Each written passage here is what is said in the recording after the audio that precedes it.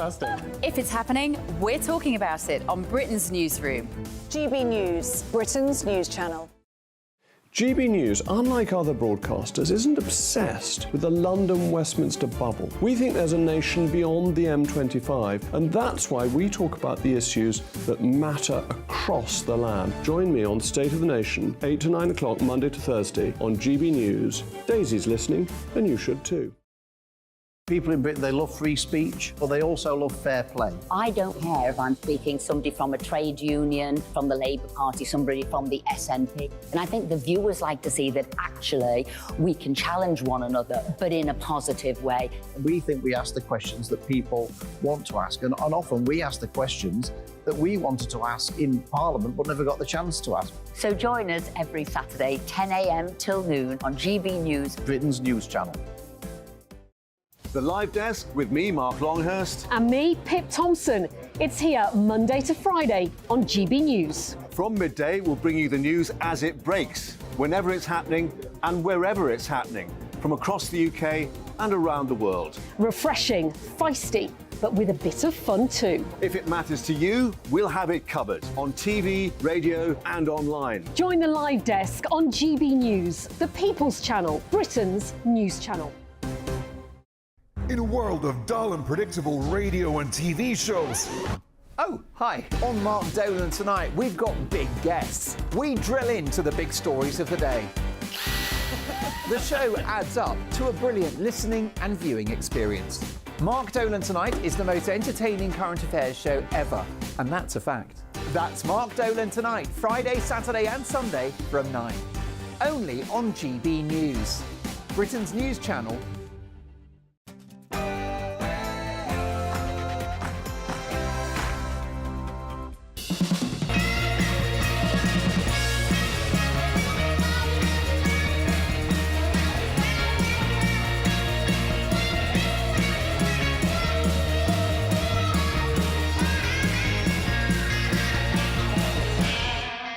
Welcome to Lee Anderson's Real World. Tonight on the show, we have got Louis French, a Conservative MP.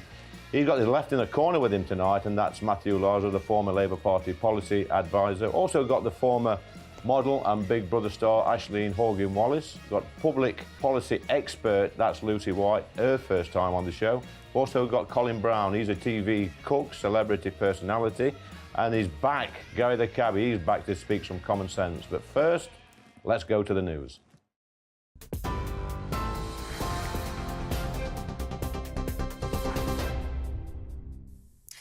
Good evening, this is the latest from the GB Newsroom. A man has been remanded in custody over an alleged plot to kidnap and kill TV presenter Holly Willoughby. GB News reporter Lisa Hartle has been outside court in Chelmsford. 36-year-old Gavin Plum appeared at Chelmsford Magistrates Court this afternoon. The shopping centre security guard from Harlow in Essex has been charged with soliciting a man named David Nelson to commit murder and incitement to commit kidnap between the 2nd and the 5th of October.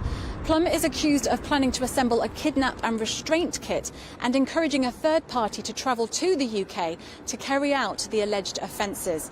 He was remanded in custody and ordered to appear on the 3rd of November at Chelmsford Crown Court. Labour's describing its Rutherglen and Hamilton West by-election win as a seismic victory. Michael Shanks took the seat with 58% of the vote, more than double that of the SNP's Katie Loudon. Labour leader Sir Keir Starmer says Scotland is key to securing a majority at the next general election. I've been determined from the moment I took over as leader of the Labour Party to take us from one of the worst defeats since the 1930s for us to a general election victory, and that's why we've worked so hard to change the Labour Party. I've always said the route to that general election runs through Scotland, and that is because I know how strongly so many people in Scotland want change, and I want to, if we're elected in to serve, I want to be the Prime Minister for the whole of the United Kingdom, not just of the United Kingdom. So it matters hugely that we succeed here in Scotland. A key supporter of the Just Stop Oil protest group says he's redirecting his funding to a youth voting campaign. Green energy industrialist Dale Vince says he's given more than £340,000 since the group's foundation, but he says under the current government, protests cannot work and warns further disruption may prove counterproductive. Mr Vince is instead supporting a new cause aimed at encouraging young people to vote. Just Stop Oil says it will continue its campaign of civil resistance. Former First Minister and current Alba Party leader Alex Salmond says Hamza Yousaf has days to save his job after the by-election defeat. Scotland's First Minister says the SNP needs time to reflect on the result.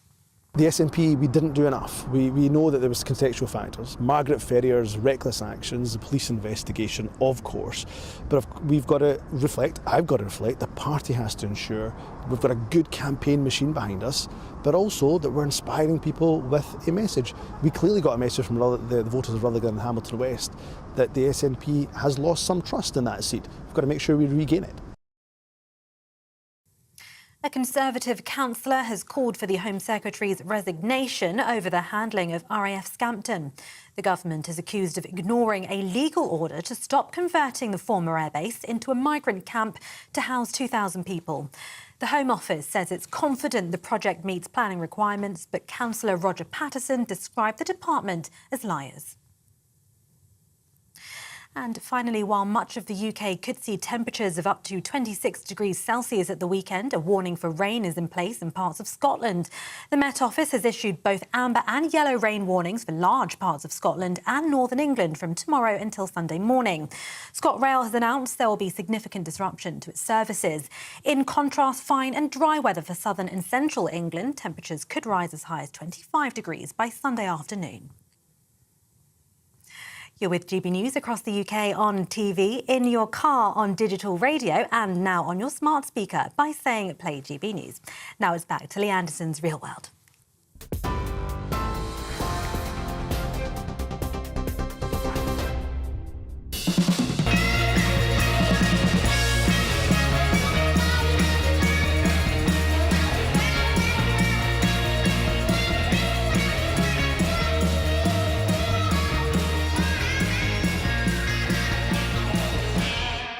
Welcome to Lee Anderson's Real World, and tonight I'm joined by my good friend Louis French, who is the MP for Old Bexley and Sidcup. And also got the left in the corner, another good friend of mine, which is Matthew Larser. He's on probation period tonight for left in the corner. Hopefully we'll get him back at some stage.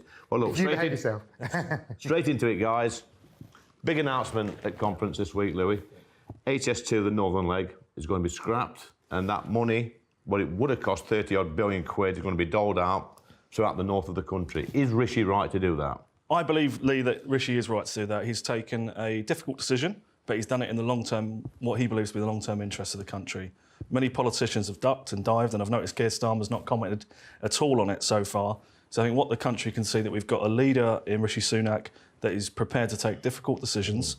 But like you said, it's going to be reinvested. So £36 billion going into a whole heap of projects around the country, rail, road, buses, which a lot of people I know need, and importantly, fill those bloody potholes that we all get annoyed by. So it sort of puts Starmer in an awkward position now. If he does get into power next year, what does he do? Does he go back to HS2 and say, you know, we're going to build HS2 and put this 30-odd billion quid into the northern towns? What does he do, Louis?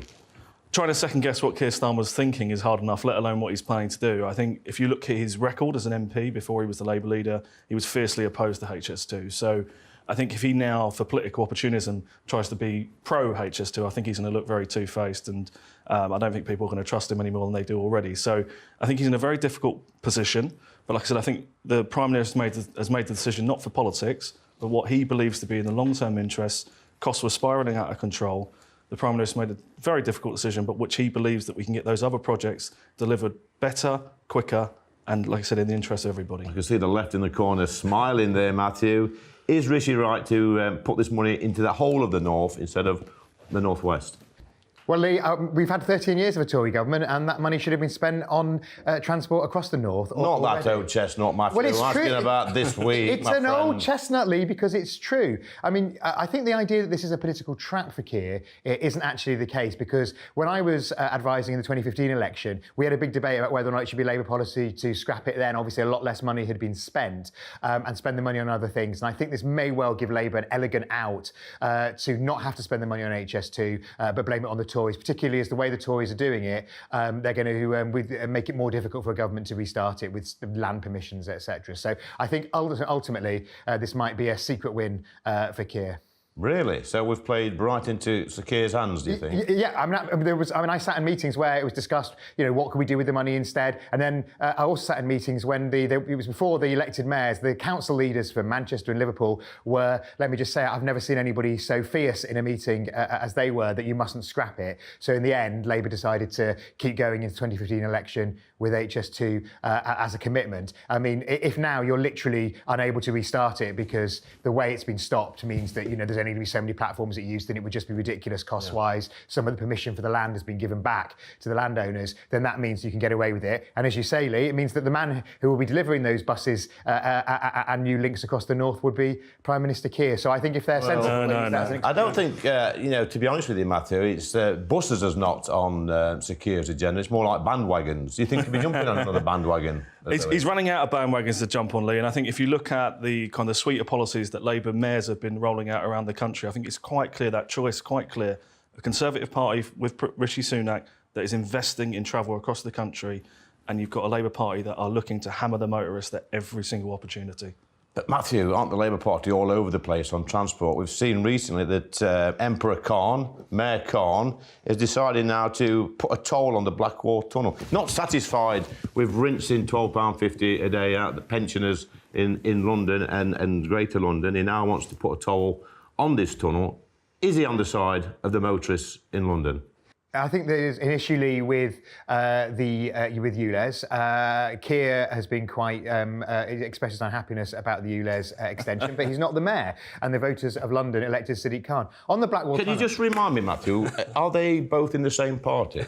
Yes, but it's called devolution, Lee, and we allow people to make their own decisions, just like we don't tell our party in Scotland what to do and our party in Wales what to do. It's a good job. Devolution. But on the Blackwall Tunnel, for the vast majority of our viewers and listeners who are outside London, the reason that there's going to be a toll in the Blackwall Tunnel is because about £2 billion has been spent on building another tunnel next door, and it needs to be paid for. And it's very odd that the Tories want the taxpayer to pay and the bill to just go on those pensioners that you've just been talking about, and the majority of Londoners who don't drive. So taxpayers aren't motorist taxpayers? Oh, it's disgraceful. It just sums up where Labour, they're all over the place on this. So Keir Starmer, depending on what audience he's in, he's either pro-ULEZ or anti-ULEZ. Depending on what audiences, he's probably pro-HS2, anti-HS2, and the same applies to the Blackwall Toll. I think if you look at the allocation of resources in London, us that are in the kind of southeast and the east of London, going out towards Kent and Essex where we are today, I think we've been unfairly and poorly served by public transport for a number of years, particularly those road crossings across the river. And if you look at all of the crossings kind of west of Tower Bridge, all those bridges that go around the Houses of Parliament, all free to cross for motorists. Now, why is Sadiq Khan targeting it again?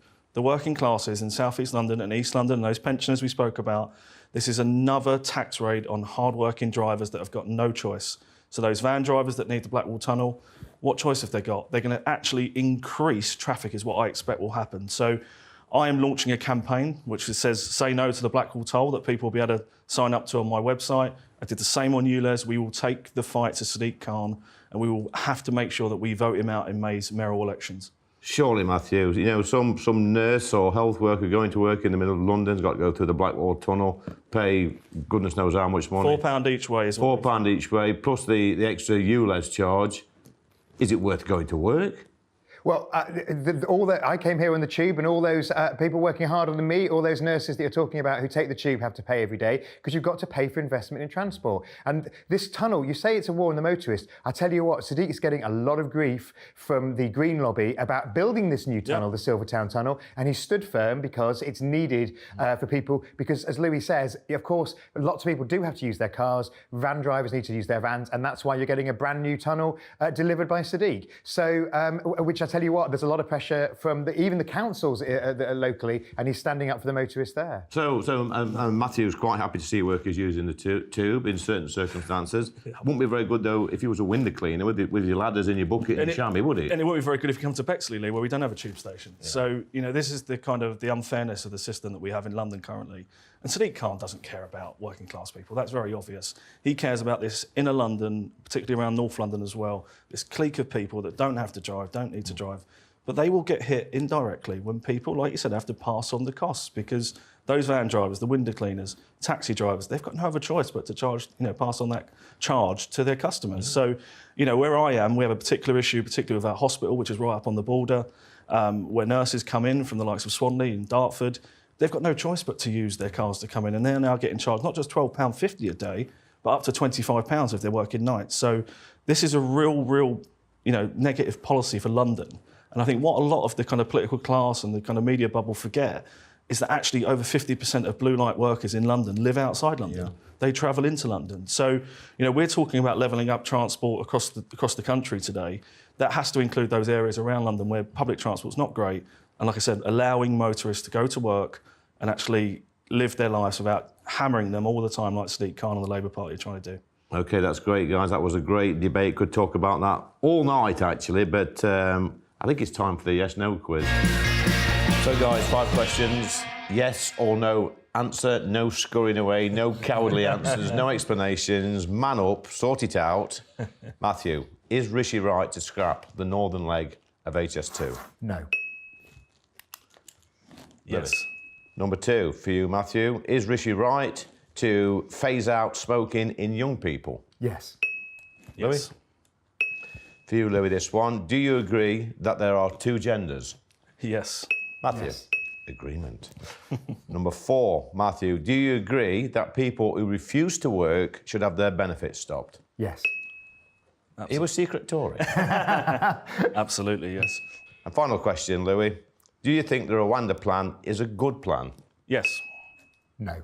Disagreement. But you all answered the questions, yes or no. No scurrying away or cowardly behaviour. Louis, which one do you want to come back on to explain? I think the smoking ban, I think it needs to be explained properly. I think what Rishi's doing, again, it's a difficult decision. As Conservatives, we don't like banning things, Lee. We know that.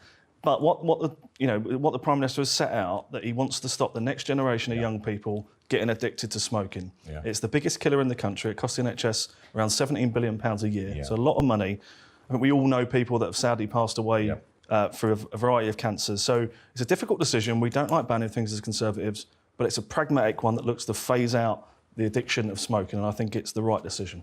Matthew, do you want to come back on one? Yeah, I'd like to come back on the benefits for those who won't see work. That's been a lot. I'm not a secret Tory. That's been a long-term Labour policy to put sanctions in for welfare to work. And sadly, we've not seen enough focus on welfare to work. I'm going to say it, and you're going to groan, over the last 13 years, which is why the percentage in employment of the population is going down when it should be going up, which is the key to economic success. So yes, it needs to be done sensibly, and people need to be given the training and support they need back into work. Yes, of course. Don't you agree with me, Matthew, that in '98, when the Labour Party introduced the tax credit system, that encouraged people to work less hours, 16 hours. It encouraged employees to offer people work on 16 hours, and 20-odd years later, we've got people trapped in so-called poverty that's not upskilled, not done a better job, not retrained, because they've been encouraged to work less hours more than more hours.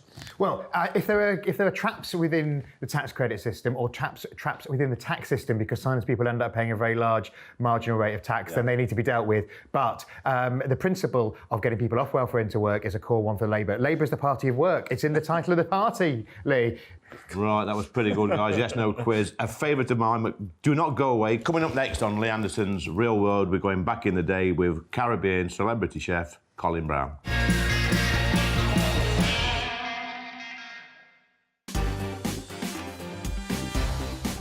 On Mark Dolan tonight, in My Big Opinion, my first on-air reaction to Rishi Sunak's conference speech, compared to the one I wrote for him earlier in the week. In my Take a 10, football legend Kevin Keegan is the latest victim of the woke mob for saying men should commentate on men's football. It's time to show those attacking him the red card.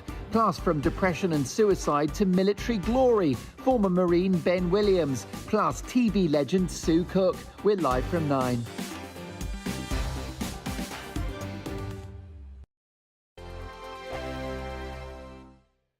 What you get for breakfast is something that, if we do our jobs right, you will wake up to news that you didn't know the night before. It's a conversation. It's not just me and Eamon. We want to get to know you, and we want you to get to know us.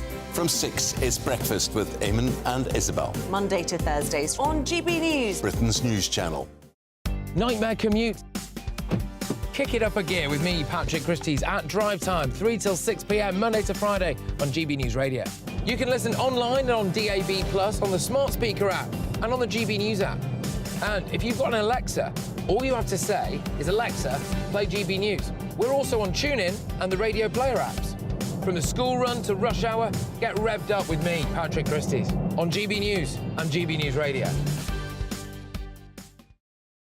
Join me, Andrew Pearce and Bev Turner, Monday to Thursday, 9:30 a.m. Who benefits from that? Not the British public. And on Fridays, join us, Tom Harwood and Ellie Costello from Britain's Newsroom. That's what you get with this show. That's fantastic. If it's happening, we're talking about it on Britain's Newsroom. GB News, Britain's news channel. GB News, unlike other broadcasters, isn't obsessed with the London-Westminster bubble. We think there's a nation beyond the M25, and that's why we talk about the issues that matter across the land. Join me on State of the Nation, 8 to 9 o'clock, Monday to Thursday, on GB News. Daisy's listening, and you should too. People in Britain, they love free speech, but they also love fair play. I don't care if I'm speaking somebody from a trade union, from the Labour Party, somebody from the SNP. And I think the viewers like to see that actually we can challenge one another, but in a positive way. We think we ask the questions that people want to ask, and often we ask the questions that we wanted to ask in Parliament but never got the chance to ask. So join us every Saturday, 10 a.m. till noon on GB News, Britain's news channel. The Live Desk with me, Mark Longhurst. And me, Pip Thompson. It's here Monday to Friday on GB News. From midday, we'll bring you the news as it breaks, whenever it's happening and wherever it's happening, from across the UK and around the world. Refreshing, feisty, but with a bit of fun too. If it matters to you, we'll have it covered on TV, radio and online. Join the Live Desk on GB News, the People's Channel, Britain's news channel. In a world of dull and predictable radio and TV shows. Oh, hi. On Mark Dolan tonight, we've got big guests. We drill into the big stories of the day. The show adds up to a brilliant listening and viewing experience. Mark Dolan Tonight is the most entertaining current affairs show ever, and that's a fact. That's Mark Dolan Tonight, Friday, Saturday and Sunday from 9. Only on GB News, Britain's news channel. Now then, let's go back in the day with celebrity chef Colin Brown. Oh. Colin, you fed some of the most famous people in the world. Beyonce, you was telling me about earlier. But you're from Jamaica. You came here at an early age. You've got a different sort of attitude towards cooking.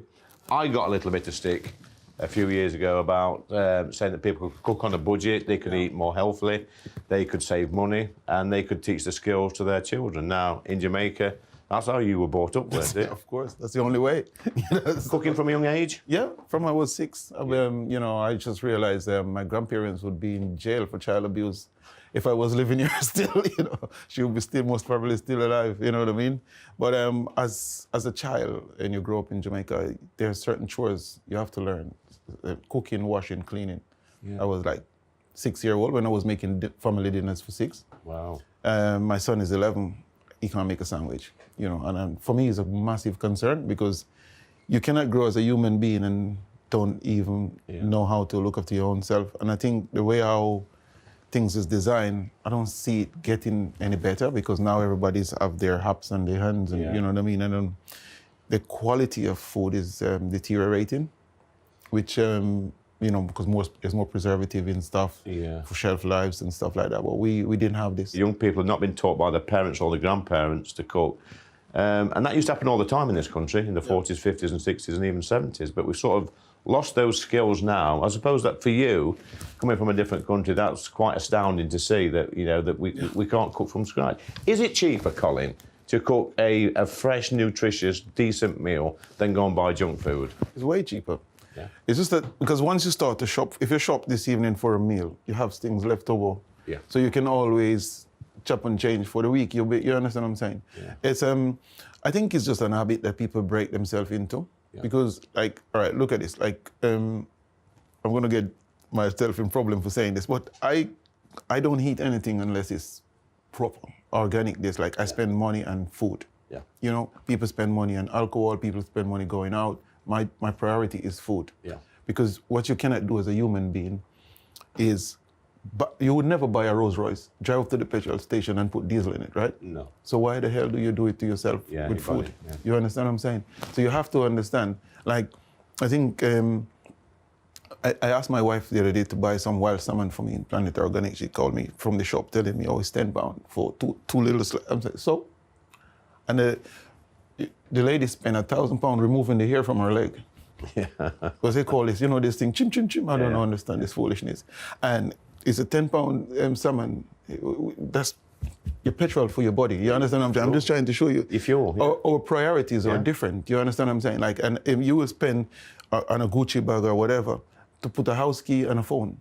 Yeah. But when you come down to food, £10 is too much. So if you could transport a family from Jamaica, who's not well off, who teach the children how to cook and live that sort of way of life, transport to the UK, sitting on a settee where they've got their apps, getting the Just Eat, getting the pizzas delivered, the KFCs, the McDonald's, how would they feel about that? They will look at it for the first time as a treat just to see how it works. Yeah. But trust me, they won't do it 3 times because they're going to want the food that they're used to. Yeah. And they know the flavors, they know all that, you know what I mean? Especially when they're going to start look at the cost of what they're paying and what the quality of what they're eating, because they understand quality their whole life.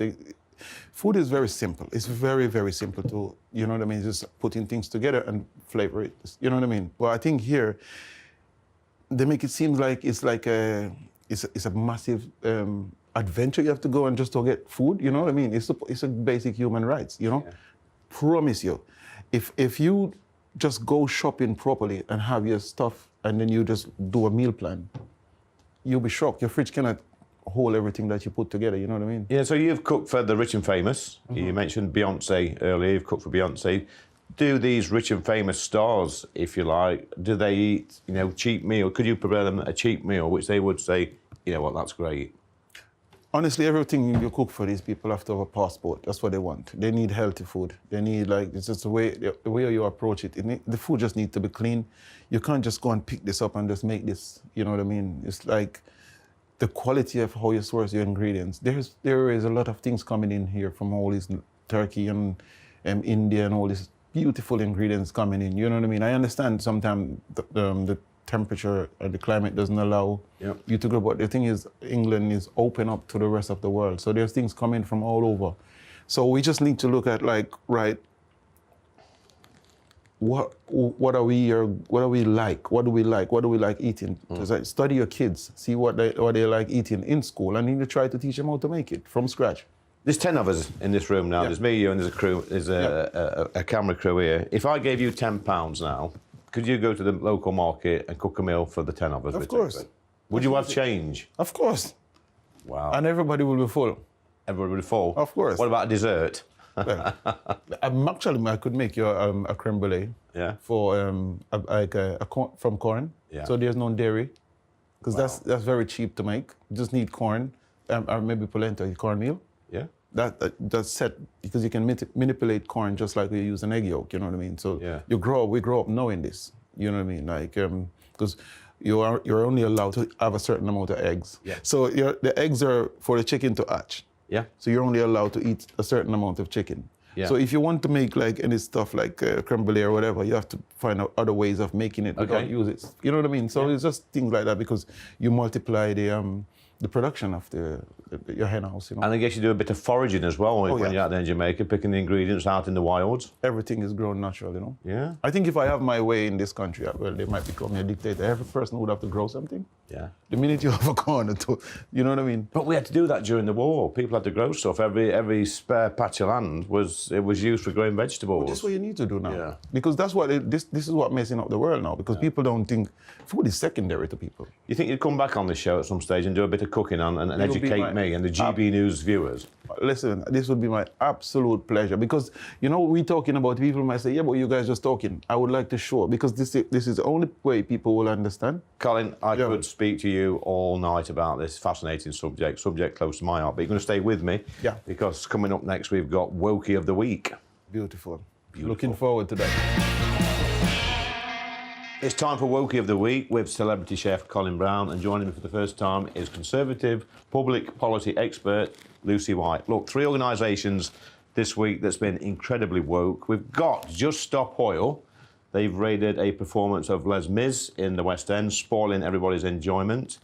We've also got the Royal Navy, who've decided that they're going to use pronoun guidance in their operations.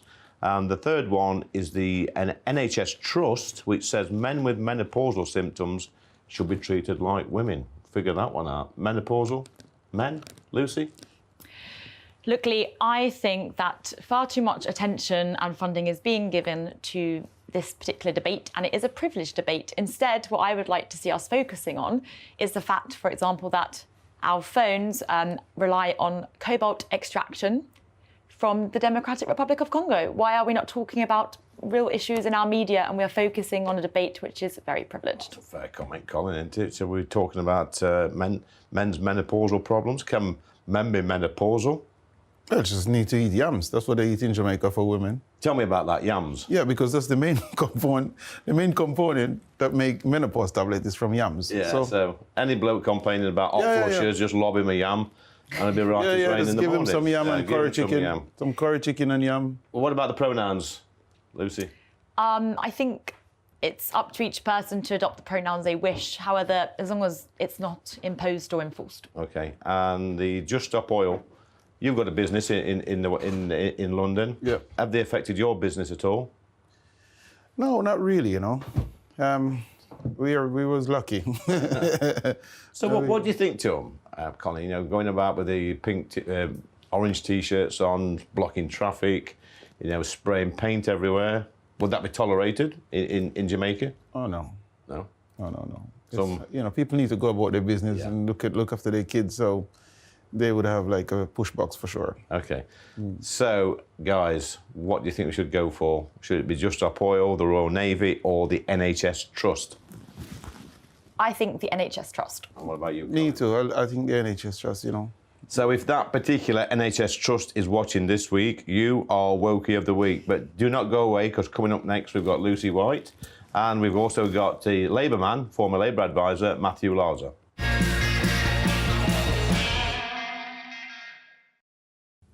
Hello there, good evening. I'm Jonathan Vautry here with your GB News weather forecast provided by the Met Office.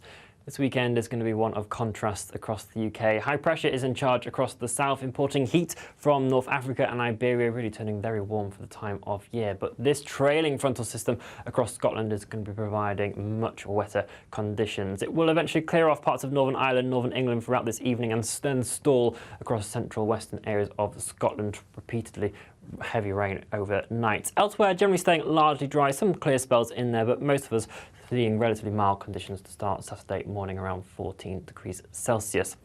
This rain then will be heavy and persistent throughout Saturday, and there is an amber weather warning in force. The potential for flooding and disruption is expected, and there could even be some landslides where we see totals really totting up 180 millimetres in some spots.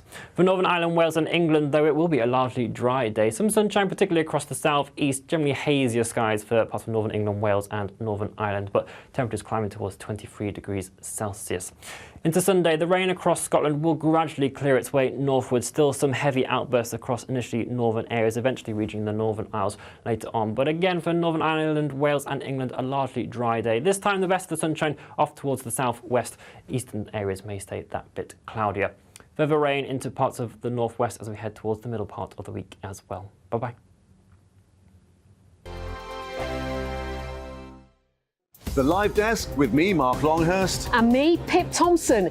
It's here Monday to Friday on GB News. From midday, we'll bring you the news as it breaks, whenever it's happening and wherever it's happening, from across the UK and around the world. Refreshing, feisty, but with a bit of fun too. If it matters to you, we'll have it covered on TV, radio, and online. Join the live desk on GB News, the People's Channel, Britain's news channel. So Jubes and Kerr, we tackle the issues of the day with real robust debate, both sides of the fence, battling it out with me in the middle with my forthright opinions and views. And often really interesting things happen because you start with a position and then by the end of the debate you find actually, well, I might not have thought about that one. What we need in this country is 2 new political parties. You should maybe think about doing a 2024 calendar. I'm Michelle Dewberry and I'm keeping you company right through until 7 o'clock this evening. GB News, the People's Channel, Britain's watching. People in Britain, they love free speech, but they also love fair play. I don't care if I'm speaking somebody from a trade union, from the Labour Party, somebody from the SNP. And I think the viewers like to see that actually we can challenge one another, but in a positive way. We think we ask the questions that people want to ask, and often we ask the questions that we wanted to ask in Parliament but never got the chance to ask. So join us every Saturday, 10 a.m. till noon on GB News, Britain's news channel. In a world of dull and predictable radio and TV shows. Oh, hi. On Mark Dolan tonight, we've got big guests. We drill into the big stories of the day. The show adds up to a brilliant listening and viewing experience. Mark Dolan Tonight is the most entertaining current affairs show ever, and that's a fact. That's Mark Dolan Tonight, Friday, Saturday and Sunday from 9. Only on GB News, Britain's news channel. Join me, Andrew Pearce and Bev Turner, Monday to Thursday, 9:30 a.m. Who benefits from that? Not the British public. And on Fridays, join us, Tom Harwood and Ellie Costello from Britain's Newsroom. That's what you get with this show, that's fantastic. If it's happening, we're talking about it on Britain's Newsroom. GB News, Britain's news channel. Join me, Camilla Tominey, on Sunday mornings from 9:30, taking the politicians to task and breaking out of SW1 to see how their decisions are affecting you across the UK. Bursting the Westminster bubble every Sunday morning, only on GB News, the People's Channel. Britain's watching. I'm Andrew Doyle. Join me at 7 o'clock every Sunday night for Free Speech Nation, the show where I tackle the week's biggest stories in politics and current affairs with the help of my 2 comedian panellists and a variety of special guests. Free Speech Nation, Sunday nights from 7 on GB News, the People's Channel, Britain's news channel. Now it's time for Right versus Left with former Labour Party advisor Matthew Larser and Lucy White, who is a conservative public policy expert. Is that right, Lucy? Let's see. We hope so. OK. So this week we saw Jeremy Hunt getting tough on the benefit system again, wanting to get people back into work, reduce the benefit bill. Lucy, is our benefit bill too high, and what can we do to reduce it? So, Lee, yes, absolutely, our benefit bill is too high because it is actually £75 billion every single year. And that's the stat for 2021 to 2022. Now, just to give a comparison, in that same year, 2021 to 22, we spent £45 billion on defence. So we're spending an extra £30 billion a year on universal credits and legacy benefits than we are on defence. And of that £75 billion, that supports currently 5.7 million people in the UK. Now, I have to say, of those 5.7 million, 2.3 million are actually working. They just genuinely need some extra support because they have a low income job. And that's, of course, that's absolutely fine. We are a capitalist society, which means that not every job is going to be equal in terms of payment. But what I want us to focus on is the fact that 1.7 million people receiving benefits are classed in the conditionality of no work requirement, which means they're being classed as not needing to work due to health or care responsibilities. And as I quote verbatim from this document, it says, those with no prospects of work. We'll come back to that shortly. But in addition, you have we have 1.4 million people in the category of searching for work. So if you add those two figures, that creates 3.1 million people that are not working that are receiving universal credit. Now, currently, there is 1.1 million job vacancies in the UK.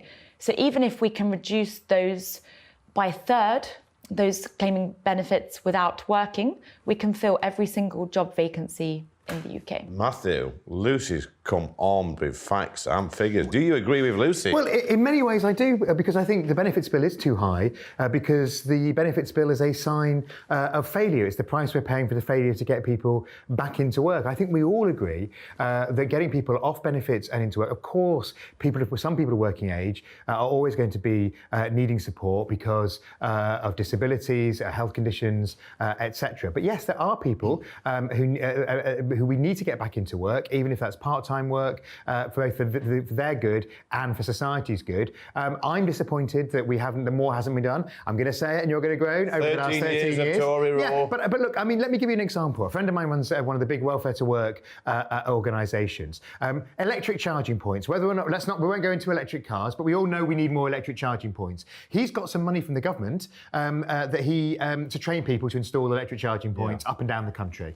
The problem is the government rules say that in order to install an electric charging point, you need to have a grade C in English literature or English literature and language. Yeah. So he's got these lads up and down the country, mostly lads, but who he could train up. Of course, they will get all the necessary qualifications to safely install electric charging points, but they may not be so hot on the poetry. But he can't train them because the government won't release the money unless he gets people who've got a C. So there's lots of things, common sense. I mean, that's that's what this programme is about. One of the things I talk about on my weekly tour when I go around the country talking to members is the fact that we've got young people, children in households now, workless households from, probably second, third generation. That's never heard an alarm clock go off in the morning, never heard mum and dad go to work. They've never heard mum and dad or just mum or dad sat around the dinner table at night time talking about their day at work. So they're in a culture where they think it's acceptable. It's not their fault that when they get to 16 or 18, they don't have to go to work because what they've seen before is a workless household. How do we break that cycle, Lucy? So first of all, I think the fact that it's even an option not to work is essentially unbelievable. I've worked and lived in countries such as Uganda or across Africa and Latin America where if you choose not to work, then there's no one to support you. There is no safety net. The fact that we have in this country 1.1 million vacancies, all of those that have a formal contract and will have, of course, a minimum wage or perhaps even a living wage, which we know is £10.42, which will increase to £11. The fact that there are jobs available, oh my goodness, if you go to any of the countries that I've lived and worked in, and they knew that there were jobs available with a contract, with a minimum wage, it's just almost an audacity that people are not appreciating what we are offering. And, well, let's come to Matthew now. Matthew, Lucy says it's an audacity that people refuse to work for on a living wage in this country when there are jobs available. Well, I think you're absolutely right, Lee, that there are families where that need support and intervention, and that's one of the things that Labour did in power. So things like Sure Start centres, so people, so right from the very start, children were engaging with a wider range of people and being shown ambition. And I think we're right that we need to give people incentives and we need a focus on skilling. So actually, the announcement that Rishi made about A-levels, it's about the other 50%. Yeah. I mean, I think we'll agree on this. Yeah, yeah. When we were in the Labour Party together, we would have agreed that Labour's biggest weakness under the Blair years was his absolute obsession with the increasing to 50% people going to university and not focusing on the 50% who aren't going to go into higher education and giving them the skills of the future, which some of our competitors do, certainly places like Korea Lucy sort of suggested and Germany. There, and I think many people watching this will agree with that if you refuse to work or look for work or take that job, you shouldn't have benefits. Well, I agree that there should be sanctions as long as there's support, and that was the Labour way that we should. That if people, obviously, some people are unable to work of working age and must always be given the support that they need. But people who can be helped into work should be helped into work, and if they won't get into work, then sanctions, of course, should be used. But the support needs to be there as well as the sanctions. So, Lucy, is the Labour Party the party of the workers or the shirkers? Well, I'm going to try and not be sort of too polarising in that sense, but you know my views. And all I have to say is that I think we need to change the approach to get people into work. So if I walk past a job centre, just from the outside and from what I've heard, it seems to be very degrading and demoralising. I wouldn't touch that place with a barge pole. And if you have people who want to go to work, they might feel very intimidated or demoralised by entering that place. So I think we need to scrap job centres because they were created in 1910. They're not exactly fit for purpose at the moment. We're in an age of digitalisation where we can help people into jobs through other means, via the internet, for example. And it's not about this act of villainisation by saying we need to crack down on those that aren't working. Instead, we need to change the approach, not attack those that don't work, but we need to say, if you work, you will have a better quality of life. So by working, you will have more disposable income, you will have more autonomy, and you will create... Matthew, can we convince people that they will have a better quality of life if they work rather than live off benefits? Well, absolutely we can and we should and we must. I mean, it's great in a sense there's agreement here because this should really be a national mission to get people off welfare and into work, because the higher the percentage of the labour force that you have in work is good for everybody in the economy. So we should be giving people support. I mean, I think you're right. There should be new ways of supporting people, you know, online, etc. But yes, I mean, and if there are wrinkles in the tax system and the tax credit system, which means that there are disincentives, they need to be ironed out. But it has to be a priority. And it's all about skills. The biggest problem in this country is skills for those who haven't gone to university and they can feel let down, frankly, by governments of all colours. We've got lots of agreement here today with Matthew and Lucy. And Matthew made the point that, yes, I used to be in the Labour Party with Matthew, but by the sounds of Matthew's tone and opinion... Don't get me cancelled. It looks like he'll be joining the Conservative Party. Don't get me cancelled. Very, very soon. But look, do not go away, because coming up next, he's back. It's Gary the Cabbie. So, Gary, lots of bridges, lots of tunnels in London, but there's a bit of a kerfuffle at the moment with our tunnels. What's going off? Well, our delightful mayor has decided that he's going to start charging people to go through the Blackwall Tunnel at £4 a pop. And then when the Silvertown Tunnel opens, he's going to charge for that as well.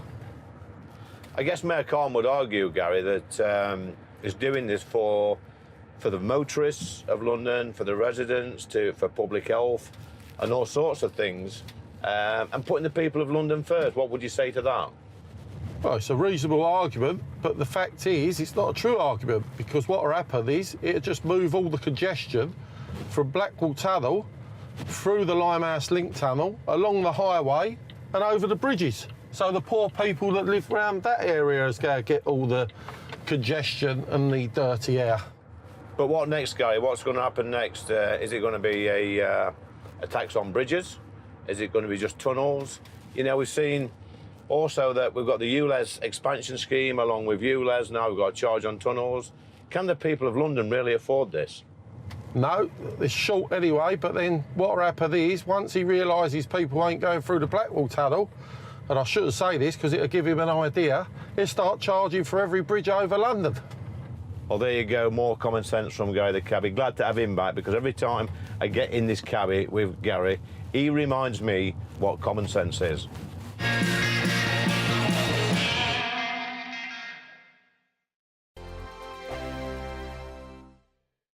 Join me, Andrew Pearce and Bev Turner, Monday to Thursday, 9:30 a.m. Who benefits from that? Not the British public. And on Fridays, join us, Tom Harwood and Ellie Costello from Britain's Newsroom. That's what you get with this show. That's fantastic. If it's happening, we're talking about it on Britain's Newsroom. GB News, Britain's news channel. Now then, Lee Anderson here. Join me on GB News on my show, The Real World, every Friday at 7 p.m. I'm not eating bloody cat. Are you Delicious. mental? Open your mouth. OK, here comes a train. Reminds me of the scene in Singing in the Rain. Adam, is that a good one? Whoa! Join me at 7 on GB News, Britain's news channel. Join me, Camilla Tominey, on Sunday mornings from 9:30, taking the politicians to task and breaking out of SW1 to see how their decisions are affecting you across the UK. Bursting the Westminster bubble every Sunday morning, only on GB News, the People's Channel. Britain's watching. Join us every night on GB News at 11 p.m. for Headliners, which is 3 top comedians going through the next day's news stories, which is exactly what you need, because when the establishment has gone crazy, you need some craziness to make sense of it. So join us 11 p.m. every night on GB News, the People's Channel, Britain's news channel. I'm Andrew Doyle. Join me at 7 o'clock every Sunday night for Free Speech Nation, the show where I tackle the week's biggest stories in politics and current affairs with the help of my 2 comedian panellists and a variety of special guests. Free Speech Nation, Sunday nights from 7 on GB News, the People's Channel, Britain's news channel. Every Sunday from 11, join Michael Portillo. There'll be topical discussion, looking at the week before and the week to come. So kick back and relax at 11 a.m. on Sundays on GB News with me, Michael Portillo. GB News, the People's Channel, Britain's news channel. Nightmare commute?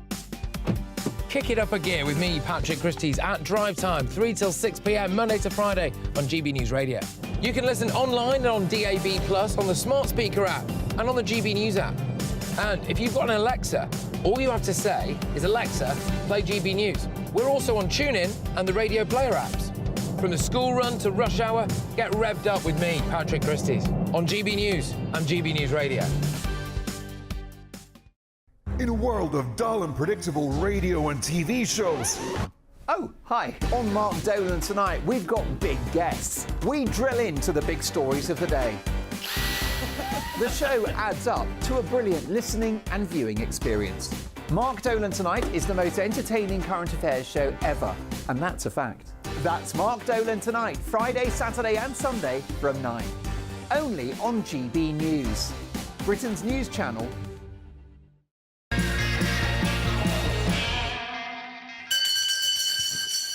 Well, that's Last Orders at the Bar, and today I'm joined by the very lovely model, TV personality, Big Brother contestant, property developer, Aisling Horgan-Wallace. Yes, that's correct. Big Brother, that returns, I think, is it this Saturday night? Sunday. Sunday on ITV2. Yep. You made your name on Big Brother a few years back. Will you be tuning in, Aisling? I'll be tuning in because I've got a column to write for one of the newspapers. So, yeah, I'll absolutely be tuning in, of course. So, I mean, it's my mothership. Like, I have to watch it regardless. So why? I mean, I'm going to be honest, I've never watched it. I'm sorry. Oh, very dare you. You're missing out on a social experiment that you could learn about the people.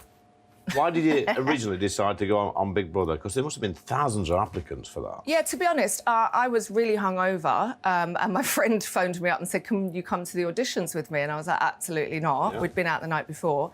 She called back half an hour later and sort of begged me some more. So I went. So I wasn't really into it. She was the one that really, really wanted to get on, but oops, I won. You say it's a social experiment. Yeah. Experiment for what exactly? I don't know. For me, it was a self-discovery journey. I kind of just wanted to see. I think I was quite misunderstood. I didn't quite know myself. I wanted to see how I was, basically. I just wanted a bird's eye view of me, and that's the honest truth. So how long are you in the house for, and are you aware of anything that's going on outside? No, you're not aware of anything whatsoever, and I was in for 3 months, so 3 whole months, and it was really like Stockholm Syndrome, you know? Like, I really fell in love with my captors. I didn't want to leave at all. You didn't feel like you was in prison then, or anything like that? No, I think it's worse than prison, if I'm honest, because you've got the whole country watching you. You've got no contact with the outside world. You can't speak to your loved ones. You've got no newspapers, nothing. So when you become aware, because obviously when you first go in there, you'd be aware that the cameras are rolling, people are watching you, your friends, your relatives, whoever, the British public. When do you become, or when do you lose that and just like take it for granted and sort of forget that people's tuning in? Yeah, I think about a couple of weeks in, you completely forget, and I mean completely, unless a cameraman accidentally bangs into the window, and then you kind of wake up. I mean, when I left, I was looking in mirrors, expecting to see a cameraman, you know, behind the mirror looking at me. But yeah, it's a very strange, surreal experience. And is there anything that you actually did in there which you regret? No, nothing. I mean, I walked around with half my eyebrows painted on and no makeup, and you know, but so what? It was me, warts and all. What about friendships formed in there? Yeah, I've got one of my best friends, Michael Cheshire. He's my best friend, and I met him in there. Nikki Graham was a very good friend of mine. She sadly passed away. I mean, there's others that I just really couldn't stand. Any ding-dongs then in there? Any arguments or...? There was loads of arguments. Yeah, I was always sticking up for the underdog, so I was always arguing with people. That's just in my nature to do that. I hate injustice. Yeah. And when I saw it, I spoke about it. So there was a lot of Wallies in there that I had to put in their place, if I'm honest. Look, one of the things we do on the show, Aisling, is on the pull. You tell me you used to work behind a bar at one stage. Yeah, I did, We've poured a few pints. Yeah. We're going to be joined by Lucy White, who's a public policy expert. Come on in, Lucy. You've got a pint pot each, and normally we have a little bit of fun with this. You've got about 30 seconds to put a pint, and then you're going to have to mark each other out of 10. So go for it, ladies. Let's be generous to each other. Sure. You're very quick on the off there, Aisling. Well, I mean, it's a competition. That's what I'm saying. I need to win. Lucy's catching up now. Oh, my God. Look at That's that. not fair. Look at that. Her pipe's quicker than mine. And then on the bar, Lucy. Oh, my God, I'm fuming. Hey. There we go. Well, what do you think? Was that a bit of fun? You enjoy that, Lucy? That was extreme. I don't like beer, but it was very fun. Could you see yourself working behind the bar? Yes. OK, look at... One like this, yeah. You'd get lots of tips, I can tell. and Aisling, what do you think to Lucy there's a performance? I'm actually really impressed. That was really, really quick. Yeah, the everything. The wrist movement, everything was perfect. Lucy, you've got to mark Aisling out of 10. I would say 8.5. I'm leaving. I think that's a bit harsh, very actually, 'cause dare that's you. one of the best pints that ever been poured on this show. There you go. Aisling, what are you going to score, Lucy? I'll give you a 10 out of 10. Oh, because You're the bigger person there, right? I am. They're both I am. identical pints, so... Yeah. So I think you're probably on the leaderboard now with 10. I think somebody actually got a 10.5. I don't know if they did that, but look, ladies, absolutely lovely. Can I call you ladies? Are they the correct pronouns? Hope so, Lee. Queen for me. Oh, I Queen. prefer So Queen. look, that's on the poll with Lucy and with Aisling. Thank you, ladies. Thanks for having me. Bye-bye. Massive thanks to everybody who's tuned in tonight. It's been a fantastic show. We've had some fantastic guests. But next week, we're back in Uxbridge, where, again, we've got a brilliant lineup of guests. So please tune in next Friday at 7 p.m. Look, good night and stay safe.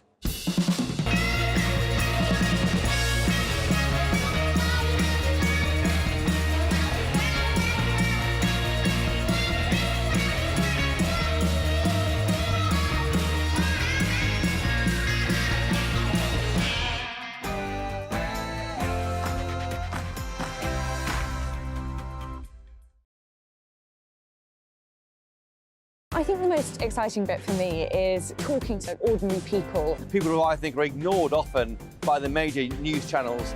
We're going to give news they want to hear. There's a voice there that needs to be heard. I think there's a chance here for a diversity of opinion to be expressed, which you don't find elsewhere. It's really exciting. We don't hold back. We're free to say how decisions that are taken here affect us all around the country. Only on GB News, the People's Channel, Britain's news channel. Hello there, good evening. I'm Jonathan Vautry here with your GB News weather forecast provided by the Met Office. This weekend is going to be one of contrast across the UK. High pressure is in charge across the south, importing heat from North Africa and Iberia, really turning very warm for the time of year. But this trailing frontal system across Scotland is going to be providing much wetter conditions. It will eventually clear off parts of Northern Ireland, Northern England throughout this evening and then stall across central western areas of Scotland repeatedly.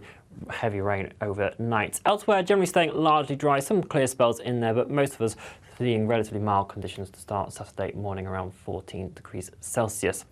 This rain then will be heavy and persistent throughout Saturday, and there is an amber weather warning in force. The potential for flooding and disruption is expected, and there could even be some landslides where we see totals really totting up 180 millimetres in some spots. For Northern Ireland, Wales and England, though, it will be a largely dry day. Some sunshine, particularly across the south east, generally hazier skies for parts of Northern England, Wales and Northern Ireland, but temperatures climbing towards 23 degrees Celsius. Into Sunday, the rain across Scotland will gradually clear its way northwards. Still some heavy outbursts across initially northern areas, eventually reaching the Northern Isles later on. But again, for Northern Ireland, Wales and England, a largely dry day. This time, the best of the sunshine off towards the southwest. Eastern areas may stay that bit cloudier. Further rain into parts of the northwest as we head towards the middle part of the week as well. Bye-bye.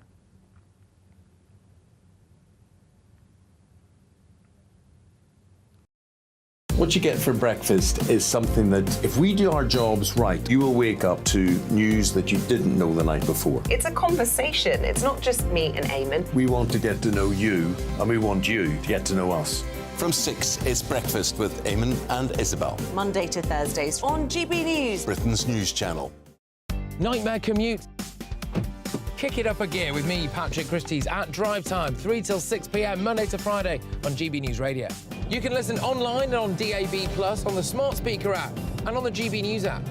And if you've got an Alexa, all you have to say is, Alexa, play